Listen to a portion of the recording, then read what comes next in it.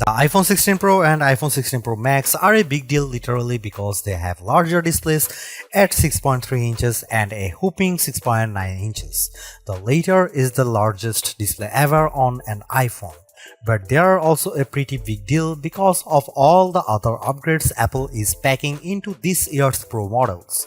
Both the iPhone 16 Pro and 16 Pro Max get a new A18 Pro chip that's designed from the ground up for Apple Intelligence features and a new dedicated camera control button that's designed to make everything from zooming to changing focus depth easier. A new 48 megapixel ultra-wide camera captures impressive macro shots and you can record cinematic slow motion video at 4K 120 fps. Apple also promises longer battery life and better sustained performance along with more durable designs. I went hands-on with both the iPhone 16 Pro and 16 Pro Max and I came away impressed with the new designs and features. Both could make our best phone list, but the camera control was a bit finicky. The iPhone 16 Pro and 16 Pro Max are bigger than their predecessors, but not overwhelmingly so. That's because Apple managed to trim the bezels way down. In fact, these are slimmest borders on an iPhone yet. I put out 6.9-inch iPhone 16 Pro Max and 6.7-inch iPhone 15 Pro Max side by side and the new iPhone was only marginally bigger. However, some people may prefer the 6.3-inch iPhone 16 Pro because it achieves that nice middle ground of device size versus display size.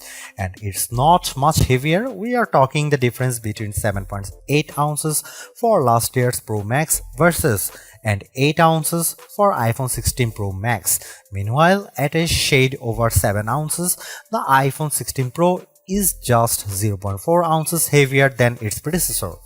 Apple also promises a more durable design thanks to a new ceramic shield display that the company claims is 2x tougher than glass on any other phone. Just as important, there is a new internal architecture that improves heat dissipation and allows for 20% better sustained performance. This is key because many users have complained about overheating on the iPhone 15 Pro series.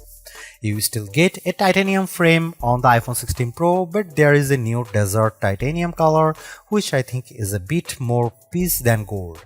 This joins black, white and natural titanium options. The iPhone 16 Pro and 16 Pro Max OLED displays themselves look good with a rated 2000 nits of brightness, but that's behind the Pixel 9 Pro and 9 Pro XL. You get the same 120Hz refresh rate that's been a mainstay on Apple's Pro phones for several generations now. Overall, the iPhone 16 Pro and 16 Pro Max don't look all that different, but I appreciate the slimmer bezels and the promise of better durability. The most unique design feature of the iPhone 16 Pro and 16 Pro Max is the camera control, a dedicated button that's recessed in the design on the right side of the phone. Don't worry, there is still an action button on the left if you want to customize shortcuts. The haptic camera control lets you launch the camera with a hard press and you can just start snapping photos with another press. From there, I could long press to start recording video. But things get really interesting when you swipe your finger along the edge of the button. You can swipe left and right to zoom in and out on your photos. And with a double soft press, you can toggle between various settings like depth, exposure and styles. It works, but I found the button a bit finicky and I had to swipe more than I like to go from one option to the next. Still, I could see myself using the camera control all the time to quick launch into the camera so I never miss a shot.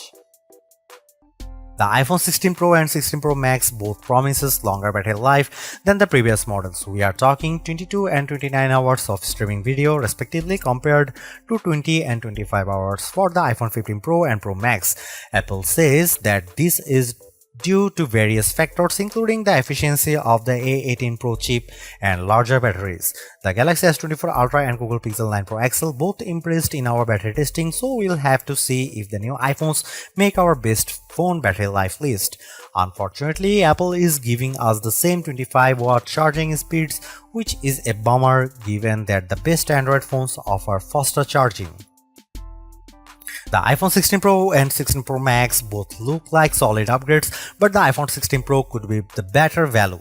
You get the same 5x telephoto zoom as the larger Pro Max in a smaller design, and the screen is big enough where you might not have Max envy.